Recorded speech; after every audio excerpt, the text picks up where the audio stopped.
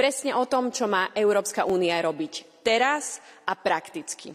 Zabezpečiť ďalšie financovanie, aby sme vedeli urgentne navýšiť aj naše výrobné kapacity, pritiahnuť súkromný kapitál, zapojiť malé a stredné podniky a tiež pomôcť Ukrajine, a to aj tak, že uvoľníme zmrazené ruské aktíva.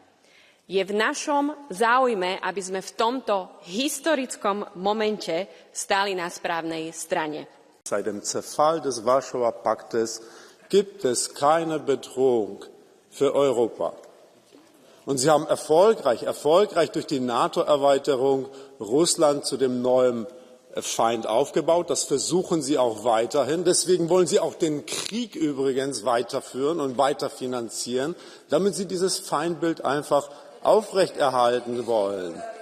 Und reden Sie für Ihre Verbände, die Sie vertreten, die Militärindustrie, als Lobbyistin, oder sitzen Sie hier als Abgeordnete?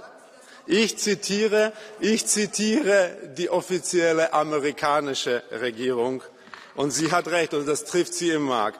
Ich sage Ihnen, die einzige Bedrohung, die wir in Europa haben, ist die illegale Migration.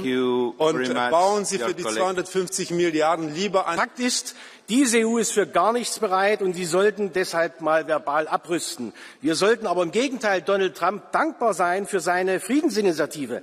Trump zeigt uns, wir brauchen Diplomatie und Vernunft und vor allem eine Nachkriegsstrategie. Die aktuelle Show gestern in Berlin is nichts weiter als eine miserabele show gewesen. En wie schrik heeft van dat Europees leger, die wil ik toch heel duidelijk zeggen. Het alternatief is nog veel schrikwekkender. De totale irrelevantie voor Europa. Als we willen dat Trump, Poetin en Xi Jinping ons serieus nemen, dan moeten we stoppen met onszelf blaasjeswijs te maken. En stap voor stap alles wat militair is op Europees niveau trekken. Het is of een Europees leger of de Europese irrelevantie. La estrategia de seguridad de Trump es la última bofetada de realidad para quienes pensaban que el refuerzo de la defensa europea no era urgente.